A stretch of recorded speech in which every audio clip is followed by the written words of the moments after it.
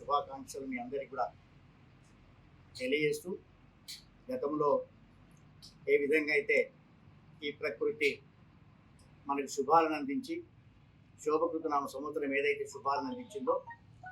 అదేవిధంగా రానున్న ఉగాది కూడా, రానున్న భవిష్యత్ కాలం అంతా కూడా ఈ ప్రాంత ప్రజలందరికీ కూడా శుభాలను కలిగజేయాలని కోరుకుంటూ, ముఖ్యంగా రేపు అంటే 6వ తేదీ నాడు హైదరాబాద్ సమీపంలో తుక్కగూడ, మహేశ్వరం నియోజకవర్గం తుక్కగూడ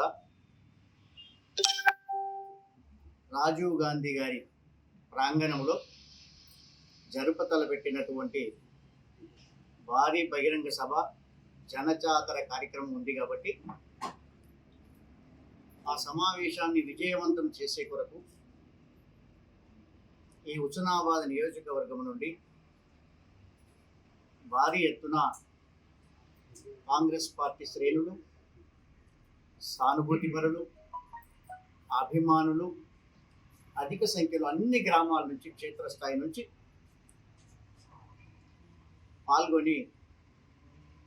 అక్కడ తుక్కుగూడలో జరిగేటువంటి జనజాతర కార్యక్రమాన్ని విజయవంతం చేయాలని సందర్భంగా మేము వారికి విజ్ఞప్తి చేస్తూ ఉన్నాం. మరి ఆ కార్యక్రమంలో మా ప్రియతమ అఖిల భారత కాంగ్రెస్ కమిటీ అధ్యక్షులు మల్లికార్జున ఖర్గే గారు, అదేవిధంగా మేము భావిస్తున్నటువంటి భావి భారత ప్రధాని, యువ నాయకుడు, భారత జాతి పేద ప్రజల ఆశాజ్యోతి అయినటువంటి రాహుల్ గాంధీ గారు, సోనియా గాంధీ గారు, ప్రియాంక గాంధీ గారు,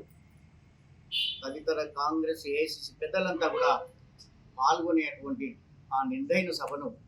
విజయవంతం చేయాలని కోరుకుంటున్నాం. అదొకటే కాదు, గతంలో శాసనసభ ఎన్నికల ముందు కూడా కాంగ్రెస్ పార్టీ ఆధ్వర్యంలో తుక్కగూడలోని సమావేశం ఏర్పాటు చేయడం జరిగింది. దానికి అనుసంధానంగా ఇప్పుడు కూడా తుక్కగూడలోనే రాజీవ్ గాంధీ మరి ప్రాంగణం లోపల ఈ సమావేశం ఏర్పాటు చేయడం. ముఖ్యమైన విశేషం ఏమిటి అంటే, భారతదేశంలో భవిష్యత్తులో కాంగ్రెస్ పార్టీ అధికారంలోకి వచ్చిన తర్వాత పేద ప్రజానికం కొరకు సంక్షేమ పథకాలు, రైతుల కొరకు అమలు పరిచేటువంటి కార్యక్రమాలు, అన్నిటినీ కూడా రూపకల్పన చేసి ఒక ఎన్నికల మేనిఫెస్టోను అఖిల భారత కాంగ్రెస్ కమిటీ తయారు చేసింది. ఆ మేనిఫెస్టోను సెంటిమెంట్గా తెలంగాణలో జరిగేటువంటి రేపు 6 తారీఖున జరగబోయేటువంటి తుక్కగూడ సమావేశంలో జనజాతరలో ఆ మేనిఫెస్టో విడుదల చేయడం కూడా తెలంగాణ ప్రజల అదృష్టంగా మేము భావిస్తూ ఉన్నాం. ఆ సందర్భంగా వారు మేనిఫెస్టో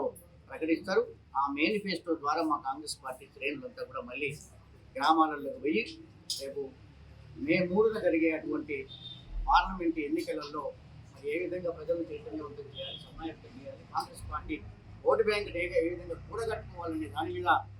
కూలంకషమైనటువంటి చర్చ జరిగింది. కాబట్టి దాన్ని దృష్టిలో పెట్టుకొని ఈ ప్రాంత ప్రజలు, నాయకులు, కాంగ్రెస్ పార్టీ కార్యకర్తలందరూ కూడా ఇక్కడ ఉన్నటువంటి మండల అధ్యక్షులు,